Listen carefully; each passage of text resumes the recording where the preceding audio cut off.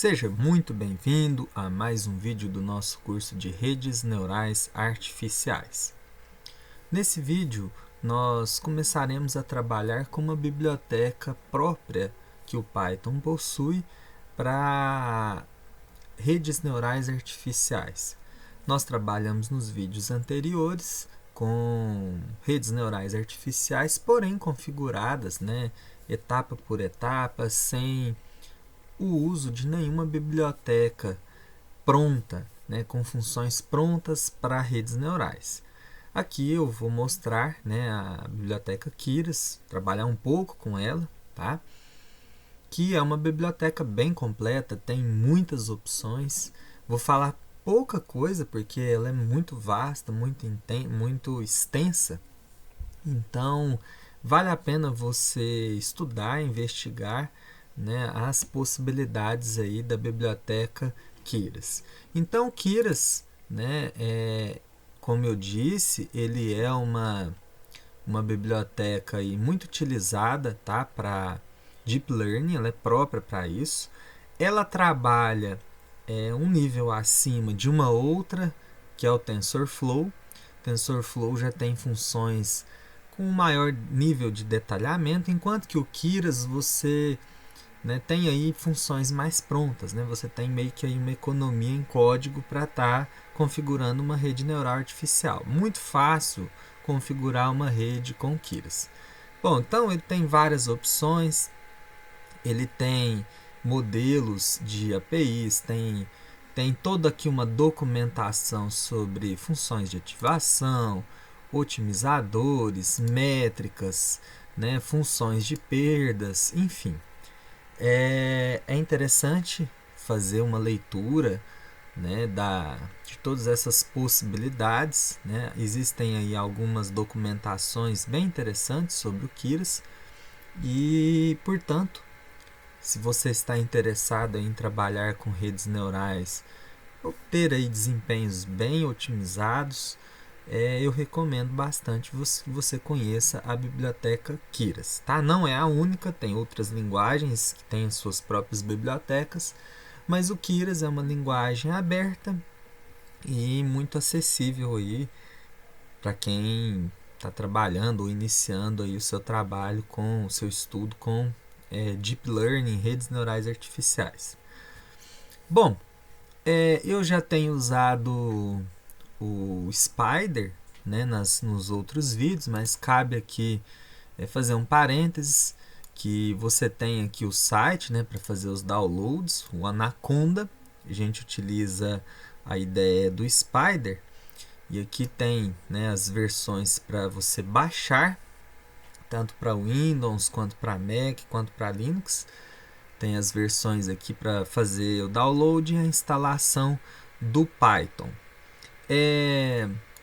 E você vai precisar instalar o Keras, tá?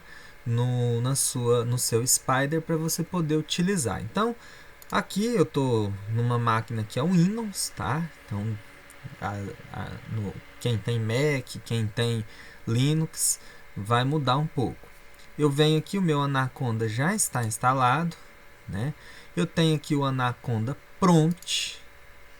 Então ele abre aqui para mim uma prompt de comando. Então, para poder utilizar o Keras, eu vou ter que fazer a instalação fazer duas instalações. Eu vou ter que fazer a instalação do TensorFlow e depois a instalação do Keras.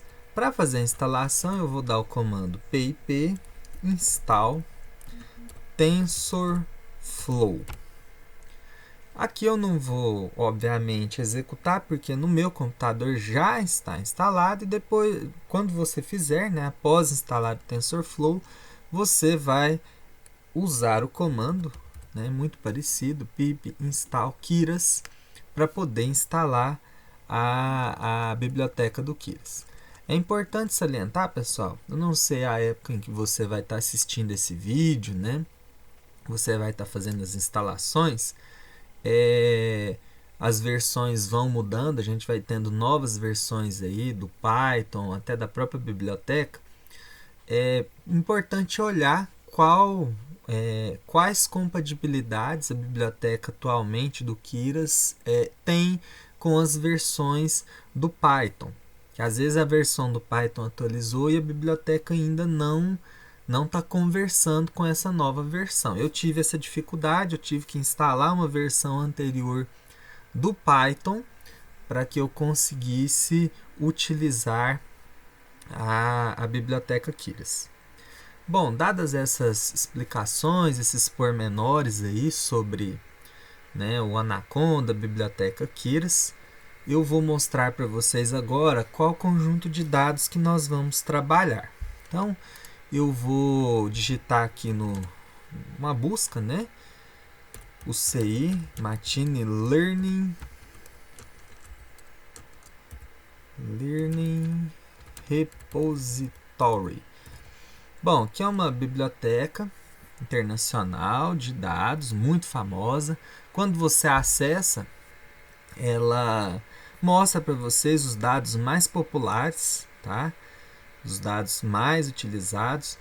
Eu não vou escolher nenhum desses, eu vou aqui pedindo para visualizar todos os dados. E eu vou procurar aqui uma biblioteca, que é a biblioteca do Letter Recognition. Bom, essa biblioteca ela consta, né, de algumas informações, alguns atributos que eles servem para caracterizar e diferenciar as letras do alfabeto, tá? Você clica aqui em Data Folder.